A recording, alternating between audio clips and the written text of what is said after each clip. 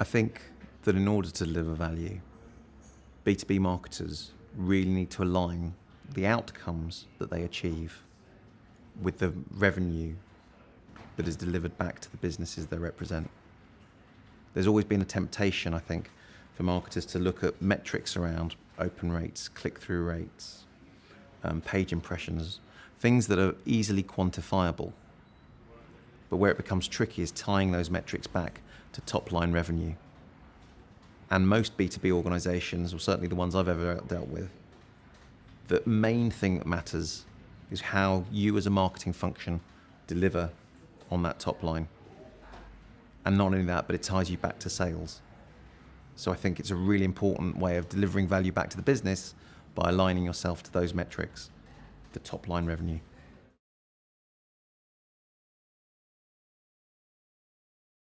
I think there's a danger that if you don't transform how you engage with your audiences or understand the reasons why you're engaging with them, you get left behind and become irrelevant. There's a temptation that we do things the way we've always done them because it leaves us in our comfort zone. And actually, the consumer moves on, whether that's a B2B consumer or a B2C consumer. They want to have experiences that they can relate to. It's an emotional connection when they buy things and make purchase decisions. So ultimately, I think we need to be able to connect with that emotion so that it's actually a very personal thing that people are interacting with. People still buy from people.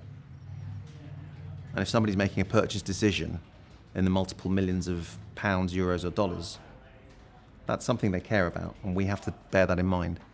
So there's transformation of marketing, not just in terms of the digital transformation that maybe people go through in terms of new channels that they embody, new ways of interacting with their consumer, but also the traditional channels and bring that all together in one continuum.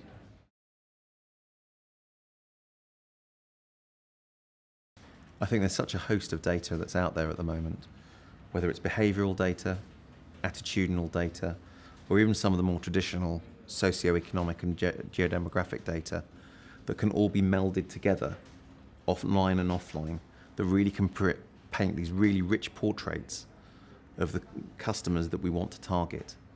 We can then use that data to really understand what the needs and wants and emotional connections that people have with the brands that they represent. So you can then start to see how are people buying, why do they buy, and then target your messages, your marketing, your raison d'etre back to those things that matter to them and the values they espouse.